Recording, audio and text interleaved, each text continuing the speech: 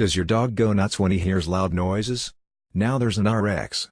Most pets don't like loud noises, but some dogs really lose their cool when they hear fireworks or even loud traffic, vomiting, howling and damaging furniture. Now vets can prescribe a drug to help keep them calm. The Food and Drug Administration has approved an anti-epileptic drug, Pexion, to treat dogs freaked out by noises. The drug is already approved for use in treating epilepsy. Known generically as imepitoin, the drug is similar to Valium and other benzodiazepines but works in a different way to treat noise aversion. Other seizure drugs, such as gabapentin, can also treat some types of anxiety. Dogs with noise aversion are sensitive to loud noises such as fireworks, street/traffic noises, and gunshots, the FDA said Tuesday.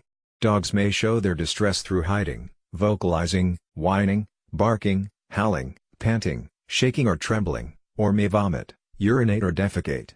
Some dogs may damage furniture, doors, dog beds, or other items in their surroundings. Studies have shown that Pexion can help dogs stay calm during fireworks shows, the FDA said.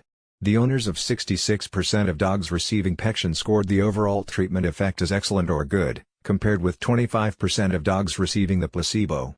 The drug must be used cautiously.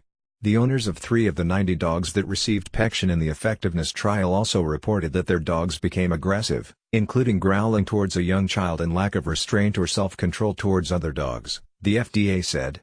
Certain drugs used to reduce anxiety, such as Pexion, may lead to lack of self-control of fear-based behaviors and may therefore result in a change in aggression level. The label information accompanying Pexion notes the recommendation that owners should carefully observe their dogs during treatment. The drug was originally developed to treat epilepsy in people but it had some troubling effects on metabolism so was never brought to market for use in humans.